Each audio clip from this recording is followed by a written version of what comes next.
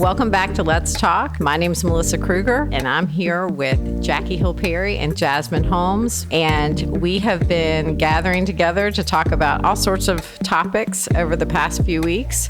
Today, I'm excited about what we're going to talk about because we're going to talk about mentoring. And when we talk about that topic, we probably need to say we're not talking about, a work mentor or someone who's teaching us a skill or something like that. We're talking about a spiritual mentor, which sometimes that's called discipleship. Sometimes I've heard it called spiritual mothering, especially with women. I've heard it called all different sorts of things. But what I thought might be interesting, I'd love to hear who has discipled you or mentored you in the faith and kind of showed you what I like to say it's like it puts flesh on the Christian life. And it says, this is what it looks like. So I hear the command, be kind, but sometimes we see it lived in a life, and that teaches us more than the be kind sometimes can. So who's mentored you in the faith? I had a particular friend, Miss Pat. I was like 17. Miss Pat was in her 40s. She lived like down the road from us. So I would get on my bike and like ride to her house, and she went to our church, and we always laugh because Miss Pat is also a psychiatrist that went to our church. And so like I would go to her house and like lay on her couch and be like, let's talk about life. And she was always really patient with me and really just proactive in my life.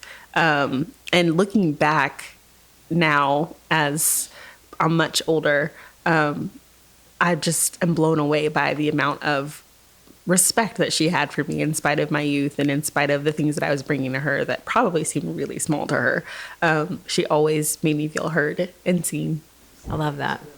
I've had different seasons of different kinds of discipleship, I think. But I think the most significant season was from a woman named Centoria, because I lived in her house. This is when I was in LA. So from, 19 to 21, just about. But my discipleship was a bit like boot camp-ish. But I think that's because I'm just a very stubborn, rebellious person. And so Centoria was the right one, because I remember she told me, I mentioned this at an earlier podcast, how she told me that I was on my way to being a famous hypocrite, and how it was her calling in my life to like ensure that my message and my life matched. But one of the things that she did early on when I moved in is one day I woke up to get on the computer, because this is when desktop computers were still a thing. There wasn't a Twitter. Praise God. I think MySpace was still kind of popping. And so I got on the computer, and she had a Post-it note, and it said, before you get on this computer, I need you to do one chapter of Nancy Lee DeMoss's Seeking Him. And I was like, first of all, how does she know my schedule? Like, how do you know what I do? And so I had to get off the computer, and I did that. And that was every day. Every day she gave me an assignment. And when she got off work, we would walk through the assignment. And then through that week, whatever the assignment was, she would challenge me to make sure that I actually lived it out. And so if the assignment was, James taming the tongue, then if I didn't tame my tongue, she would say, remember on Tuesday we read about taming the tongue, this is where you apply that. So it was intense, but I think God was using Centoria to just anchor me and secure me in the faith, to be honest. So that's amazing. Yeah. That's amazing. Yes. Every day. Oh, every day, all day. She sees all my sin. You got like boot camp mentoring. No, I needed it though. I think I would have been a hot mess. I would have been out here preaching the gospel well, but not living none of it. I love that. I feel like the Lord prepared you for the ministry he was going to give you so soon after really coming to faith. Yeah, immediately. Yeah. And she knew that. She saw it. And so he gave me someone who would be hard on me because he knew I needed it. That's good. One of the mentors for me was when I went to college. I was involved in InterVarsity Christian Fellowship, and so they had staff workers on campus, and the female staff worker just said to me my freshman year, hey, can we get together? And we started getting together every single week. We went to a place called Pepper's Pizza. Okay. And we would sit there every week, and we would initially we just talked about life, and then we might study. Remember, we studied 1 Peter together one semester. And what she would do is at the end of every semester, she would say, can we meet next semester? And then that went on for 3 years. And so over 3 years, we just met once a week in the same place and talked about God and talked about ministry and talked about faith. And it was just a gift. Was she older? She was, but she wasn't that much older. Although she seemed older because she was she had graduated. So, but she was probably 25. Okay. And I was 18. Oh, that's a big gap. Yeah. Especially in those years. Yeah. In those years. Right. So it was a gift of time that I think now when you're in the life of the church to meet once a week with someone Is a lot. Yeah. It seems really intimidating. One of the questions I have for you, we had different experiences. I think there are two types of mentoring. There can be this more formal, which is what Deanne did with me. Formal every week, kind of we knew our time limits. This is when we're going to meet. This is the day. This is when it ends. Yeah. She said, we'll meet for this semester. And that's what we did. Introvert's dream. There were boundaries. Yeah. There were good boundaries. And then there's more informal mentoring. As we look at that, do you all have any thoughts on that? Like, have you mentored someone formally or informally, or which one do you like better? And informal would be just kind of spontaneous, random. Yeah, kind of like Jasmine, just riding the bike over to the house. Yeah. Hey, I'm here. And then it kind of just happens more when you're sitting over a coffee. You may get that piece of wisdom you need. Yeah. I had my high school teacher who did the FCA group that we talked about earlier. She was more like that. Yeah. I would just go to her classroom and we would just have conversations. She wouldn't have said she was mentoring me. Yeah. It wasn't this. It doesn't feel official. Yes, it wasn't official. Yeah, I think it depends on the life stage of the person and even the season of life. So like by life stage, like are they retired? Are they in college? Season of life. Are they really, really busy right now, but they'll be freed up in 6 months? Just because I feel like for me, when I was mentoring more actively was before I had children. Before I got married, like as my life stages have changed, I can't mentor in the same way that I was mentored because I just don't have the same time. And I think it can sometimes feel like I'm not doing enough. You know what I'm saying? Because I don't have the same amount of availability that Santoria had, but she was a single woman. That was literally her job was to pour into women versus me. I just don't have that kind of margin. And so when I do enter into mentorship relationships, I actually establish those boundaries up front. I am available for you to this degree. And so just so you know, so we're clear, you just can't pop over my house whenever maybe in 60 years, I might be more godly and have an open door, but I'm not there yet. But we can meet for coffee anytime. You can come over while I'm doing laundry when I invited you. I actually think boundaries are really good. Yeah. A woman asked me to mentor her, and I realized at the end of this failed mentoring relationship that we both had different expectations going in. Yeah. She wanted a friend. I wanted to help her grow spiritually. Oh, that's different, yeah. And that's very different. Yeah. She kind of wanted to just come and hang out. And so I was giving her these assignments and she wasn't doing them. Yeah. Because she just wanted us to be friends. Yeah. And then I was like, wow, she's not really putting into this. And we didn't have a scheduled time to meet. So the relationship just kind of petered out into this, hey, how you doing? We should get together sometime. Yeah. But it was awkward because it didn't kind of have a set beginning and ending, but yet it had been kind of a formal ask. So I feel like if the ask is a formal, like, will you mentor me? Right. I think it's really helpful to put boundaries on that. Yeah. Like, well, do you want to read a book together? And we'll go through this book together and then we'll reevaluate at the end. Yeah. I've learned through my failure that's really helpful to do so that expectations get met, that you know why we're meeting and for how long. And maybe even when. Yeah. It's going to be Tuesday evenings. I think that's helpful. Yeah. I'm in a little bit of a different situation because my parents are both really strong believers. So I grew up with people who were assigning me things and people who were checking in on me all the time and people who were, just keeping me on track constantly and consistently. It sounds the way that I'm saying it right now sounds like it was kind of annoying. Sometimes it was, but I'm actually really grateful for it. But yeah, so I already had my dad like coming and knocking on my bedroom door. Hey, how you doing? Like checking in. Let's talk. What's going on? I had my mom, I come home after a date. How'd it go? What happened? You good? We good? So every other mentorship relationship that I've had, I have really enjoyed the informal, like drop in, drop out aspect because, I lived at home until I was 24. So I had that consistent checking in, mentorship. Yeah. A lot. Yeah. Yeah. Like, I got somebody watching me. I do. It's tough. Both of you had live-in mentors. Hers was like lifelong. Yeah, lifelong. But lifelong. You have somebody seeing every way you're spending your time and everything you're doing. But you know what it did for me is that I think her awareness of my life, my weaknesses, where I was growing, where I wasn't, I think it taught me or showed me that that's actually the reality of God's awareness of my life. And so I think my being accountable to her at all times just kind of made me so much more teachable with anybody, one, when you got somebody correcting you all the time, but also just an awareness and a submission to God. Like even when she was out of my life, God is still here and he still sees and knows everything. And so I think it was just really helpful to just be aware that God is, seeing all my stuff.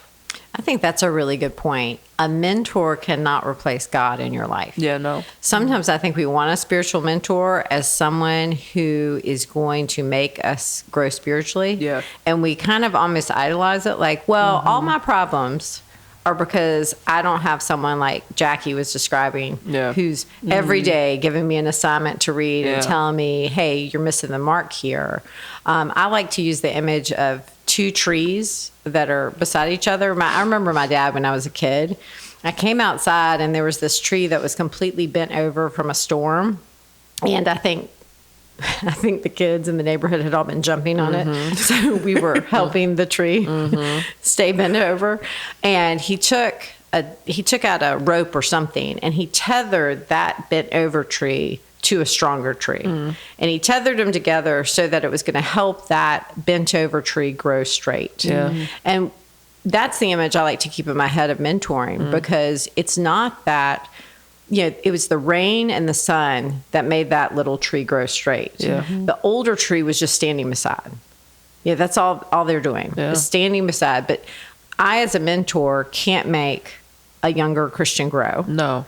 That's up to the Lord to grow them. But for the younger Christian out there who wants a mentor, I think we have to reckon with, they can't make me grow spiritually. It's always God who's doing the growing. And so even if we don't have a physical person, I know for the first 5 years of my marriage, we moved every year. So I wasn't at a church long enough to actually find a mentor. How would you encourage a woman who's out there, maybe in a situation where everyone in her church is the same age or maybe even younger? How can you get mentored spiritually if there's not necessarily a physical person you can ask those questions to? A few things. One, I think it is a smidge concerning if I'm in a local church where no one is willing to be a Titus 2 or able to be a Titus 2, older teach the younger. And so for me, I think first and foremost, look for a church that has a culture of discipleship. If not that, I think there's a lot of ways. We got books, we got podcasts, we have YouTube. I think if your pastor is married, reach out to his wife, those kinds of things. I think those are some of the options that many people have had to take. Yeah, that's good. I like what you said about the state of the church. Because my first inclination when you said, like, oh, there's nobody there to do it or it's not available, I was kind of like, well, find somewhere where it is available. Yeah. And I was worried that was too no, it's true though. a little too hardcore. But yeah, being willing to go to a place. And sometimes there's not a place to go. I totally understand that. I get that. But living where we live, in the time that we live in, we have a lot of options at our disposal. So if I'm that younger woman and I want you, Jasmine, to mentor me, how do I go about doing that? Do I say, hey, will you be my mentor for the rest of my life and be my best friend for the rest of my life? Sounds like marriage. That's wow. I know, it's intimidating. It's intimidating. I've honestly never been asked to mentor Will you anybody. mentor me? Like, I've like never been. Like I'm sitting here like, wow, y'all have like all these parameters and like ideas and never. Okay, hear that. If you live in Jackson, you've got Jasmine Holmes. She's ready. Roll up. And according to the hospitality podcast, Roll up. she'll make some hot chocolate for you. You just got to bring the milk. You'll have to watch my kids, but you can come for sure. I think like I'm fine with drop-ins. We were talking about. Yeah. Don't drop in on me. Don't. And I'm like, yeah, drop in if I'm doing laundry and grab some laundry. Which is discipleship too. Well, that's good for me then, because I got a lot of laundry. Inviting people in to, because one thing I learned from my pastor in Chicago, Brian Dye, who has a discipleship conference. So my whole life in Chicago was me learning about discipleship. Is he talked about how in Matthew 28, Jesus says, "Go therefore and make disciples of all nations," and how that go is as you go. And so he always would say, you don't have to change your day-to-day life to disciple. You just invite people into your day-to-day life. So as you go to the grocery store, invite them with you. They can learn stewardship. If as you go work out, they can learn how to run track or something. Like you don't. I think people think they have to create programs to do discipleship, but Jesus just had his disciples just with him, healing, eating, chilling, going to weddings. They was just there, and they were able to not only learn from Jesus what he taught, but also see it lived out in his life. That's good. And he also did too, he limited it. Yeah. He didn't disciple everybody yes. that he came into contact with. Yeah. He chose 12 that he walked and really did life with, rather than, everyone you meet now, can you imagine how many requests? Hey, Jesus, can we get coffee? Oh my goodness. He had to say no to somebody. He did. I mean, and he knew, he limited and built the church through building up 12 people. So sometimes I think we think that we have to have these huge ministries or these huge impact or whatever. And sometimes I think, oh, wow, Jesus built the church by investing in 12 people day to day, again and again. And he obviously preached to the 5,000 and taught. I mean, he did other bigger things too, but his day to day faithful building up of the church was these men who would go on in Acts. Yeah. Now, have you had the experience of discipling a Judas? Well, they followed you. They discipled you. You discipled them. They followed you. You invited them into your home. You poured into them, but then they betray you. How do you overcome mentorship relationships gone bad? I haven't actually had a mentor relationship, where it was kind of that close friendship, of discipleship, pointing one another to Christ. I have had that in friendship. Yeah. And that is difficult. It's hard. There was one situation in particular with a person who was in our home all the time, dear friend, and, some things came out, and it was just very difficult because I felt like I'd been lied to for years. My mom was mentoring somebody who was in our home all the time, and I was there. And same thing. Just it went really sour and it was really hard. And it takes me back to that Matthew 18 principle where they just had to have it out. They had to have a really hard conversation and they had to go their separate ways. And it was really tough. Yeah, I had one. Not recently, but recently. And it made me not want to disciple again. It made me not want to mentor again because it felt like, like I was given a lot of time and energy for you to do what you've done and said. And I eventually just had to after seeing my therapist, have a conversation because my therapist had to show me that I was hurt. Because I'm a shutter down person where I just stop feeling. And so I had to see and process, you're hurt by her. You're not just mad, you're hurt. And so I had to reach out. But I think I had to empathize with the fact that I knew her past. I knew the things about God that she didn't believe. And I think thinking about that reminded me why she treated me the way that she did. It's like, her issue, her struggle. So those things, maybe your time is over, but continue to pray. And so we're good now. And one of the big hopes in that, too, was it didn't mean you were a failure of a mentor. I think one thing that can be intimidating for older women to mentor is they think, well, what if she doesn't grow spiritually? Yeah. What if it doesn't work, so to speak? And that's where the good news of it is we're leaving their growth up to the Lord. Like, we're faithful. I remember the story of Elizabeth Elliot when her first year in missions work before she was married. She spent the entire year translating the Bible into maybe whatever language she was working on at the time. And so that's a lot of work. Yeah. You know, every day you get up and you do this translation work. Well, the whole manuscript got put on top of a bus. And somehow it got lost. Okay. And there was no, she hadn't saved it on the external hard drive because there was no hard drive. Google Drive. It was just lost. So it was a year's work. Wow. That she had been faithful to do, and it was just gone. And I think sometimes in our mentoring relationships, we're faithful to pour into people who may squander what we've given them. Yeah. For now. Yeah. We don't know what will happen. Yeah, because I mean, seeds have been planted, and so that's the hope, is that at some point, if God is not watering it now, that He will again. And I think even when we talked about earlier, like that cumulative conversion kind of thing, where it's like maybe God will send someone else to build upon what I planted, and then someone else, and maybe 15 years from now they actually begin to bear the fruit of everything that I was trying to say or show. So as we think about mentoring or discipleship, one question I have for both of you is, what are we actually trying to do? What is the whole purpose and the goal of what we're trying to do? So in Ephesians 4, Paul talks about how God has given us the apostles, the prophets, the evangelists, the shepherds, the teachers, to equip the saints for the work of ministry, to build up the body of Christ until we all attain to the unity of the faith and the knowledge of the Son of God. And so for me, I think that the aim of all discipleship and all mentorship is that, to equip the church to look like Jesus, to know Jesus, and to be unified with each other.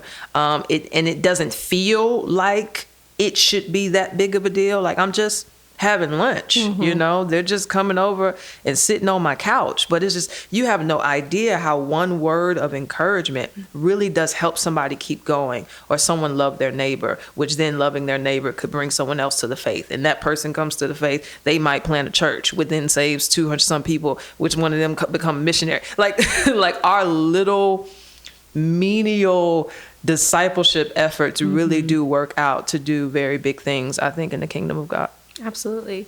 It's just such a reminder that we're not the center of the story. We're working together within the body of Christ to accomplish God's purposes, and mentorship, discipleship is one of the ways that we do that.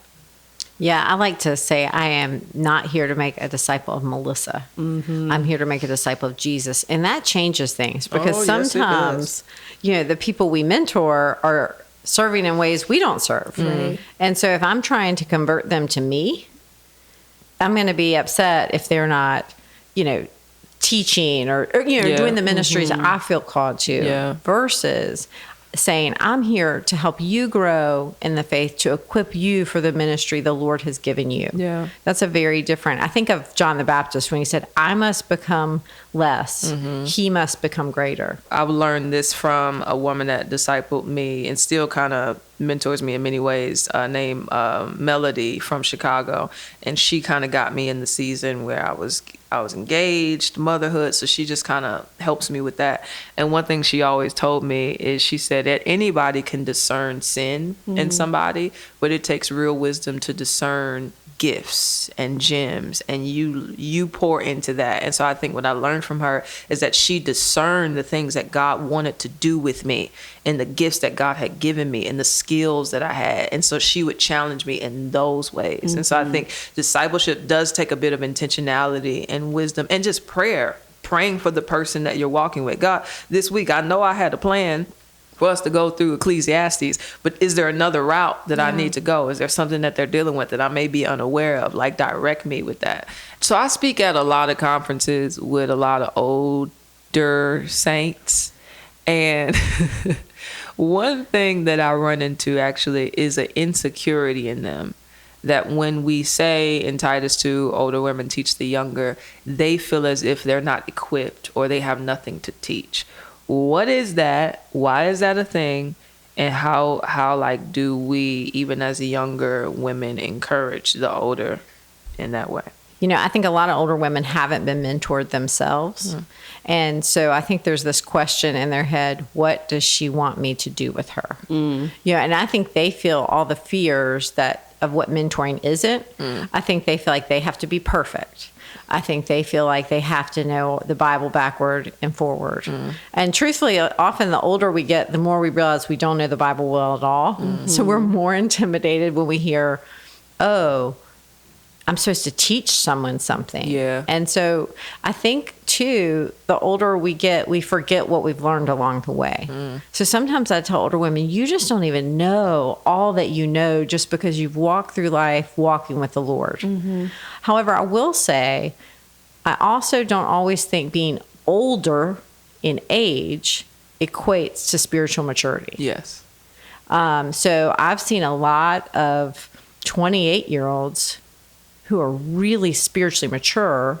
And maybe it's because they were like Jasmine, raised in a Christian home, they had been invested in. So you've been taught mentoring by being mentored over and over and over again. And you've seen good ones probably, and ones that you wouldn't repeat. Yes. So you're equipped to mentor just because that was the life you grew up in. And the same thing for you. You had this woman who invested in you well. So I think it gives you a vision for it. I think a lot of women, sadly, really have had no one spiritually invest in them. And so sometimes they don't know what to do. Yeah.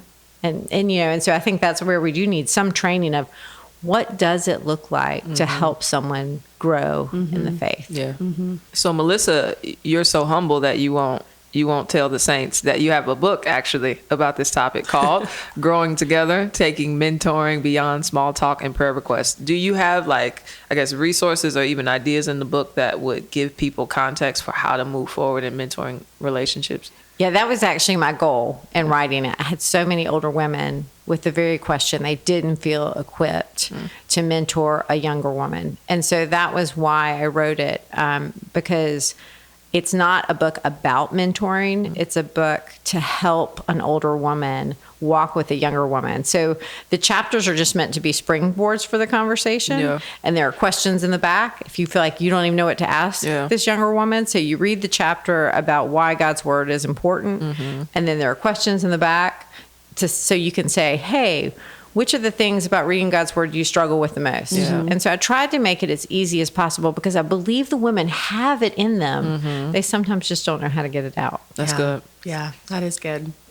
So the whole time we've been talking, this little voice in the back of my head has been whispering, what about Titus 2? What about Titus 2? Because growing up, my ideas about mentorship really sprang from that verse, those verses, that chapter in Titus, and what it says older women are to be teaching younger women, and how it says that older women are to be discipling younger women. And I'd love to hear your thoughts about the limits that Titus 2 places on teaching, or the parameters of mentorship for women. Is it different for the parameters for men? Can you only teach what's in Titus 2? So on and so forth. Just so we all know where we are, I'm going to read a little bit of what it says in Titus 2. For sure. It says, older women likewise are to be reverent in behavior, not slanderers or slaves to much wine.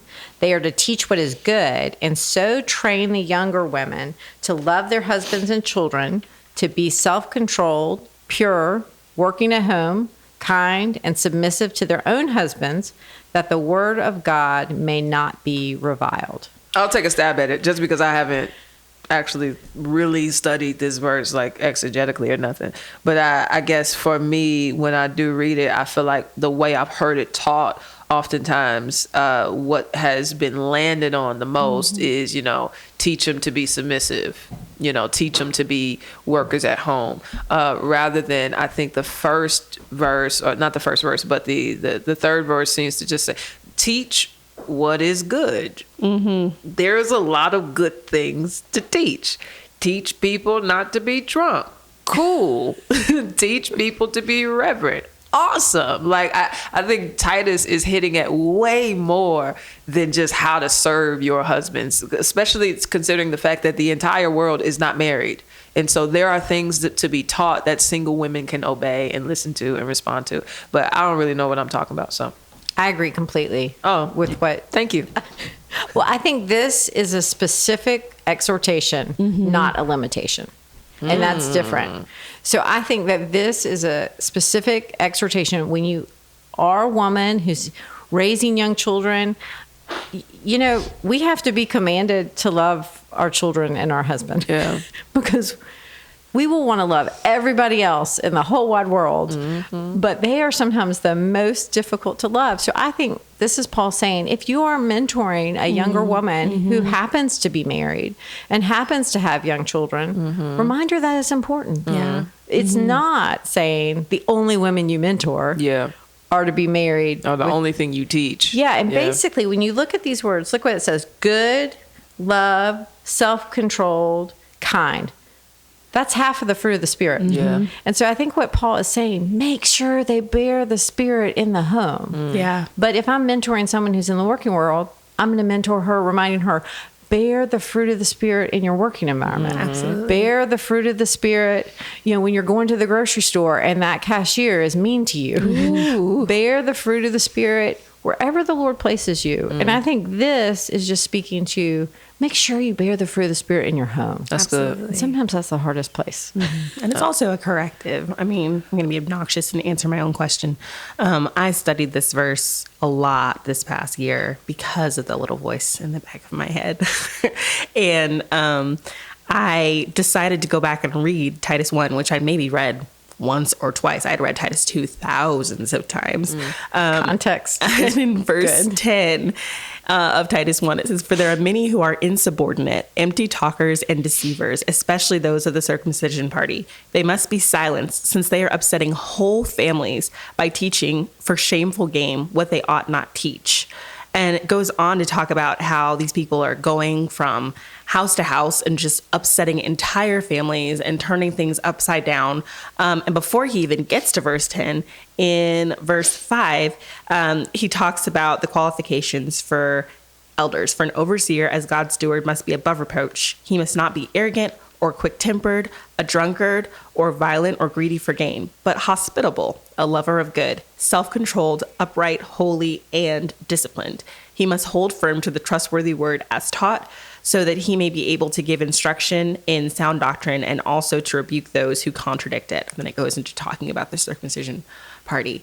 And so as I reread Titus 1 and Titus 2 and Titus 3 in context, I saw this different picture emerging of, like you guys said, Paul admonishing in a particular context and admonishing against super specific sins. And I saw Titus 2, 3 through 5 and Titus 1, 5 through 9 as mirroring and complementing each other. Titus 1 doesn't have every single qualification for what it means to be a godly man and a godly mentor to other men. And neither does Titus 2 for women. And that might sound really obvious to a lot of people listening, but if they're like me, significant. maybe it's never dawned on them before. And I just remember having that like lightning bolt moment of, you know, I'm not trying to find an excuse not to obey Titus 2. I want to obey Titus 2. I want to be kind and I want to be good to my husband and good to my children and I want to build up my home. But I also don't want to take something beautiful and turn it into a restriction when that's not its original intent.